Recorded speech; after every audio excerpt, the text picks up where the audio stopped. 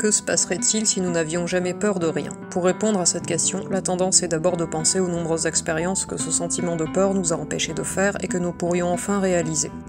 Puis, après mûre réflexion, nous réalisons à quel point franchir les barrières imposées par la peur nous placerait très vite en situation de danger. La peur est une émotion déclenchée par notre cerveau pour nous alerter lorsque nous nous trouvons face à des menaces. Plus précisément, c'est une zone cérébrale bien particulière, l'amygdale cérébrale, qui est à l'origine de la sensation de peur. Bien que la fonction de cette structure cérébrale semble minime, ses répercussions sont fondamentales. En effet, la peur nous sécurise, elle nous alerte, nous écarte du danger et nous conduit à chercher des conditions de vie plus sûres. En d'autres termes, la peur veille sur nous.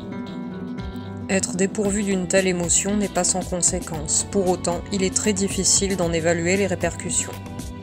Le mieux est encore de se référer à un cas réel, probablement unique au monde, celui d'une femme qui, en raison d'une maladie génétique très rare qui a altéré le noyau amygdalien de son cerveau, est incapable de ressentir la peur. Plus précisément, cette personne est capable de ressentir toutes les émotions, la joie, la colère, la surprise, le dégoût, excepté la peur. Son inconscience du danger l'a menée dans des situations périlleuses au point de s'être faite menacer de mort et agressée. Vivre dans un quartier malfamé ne la dérange pas, manipuler des animaux vénéneux tels que des serpents ou des mygales ne lui pose aucun problème, etc. Bref, autant de périls que la sensation de peur pourrait lui éviter. Bonne journée et à bientôt pour de nouveaux contenus.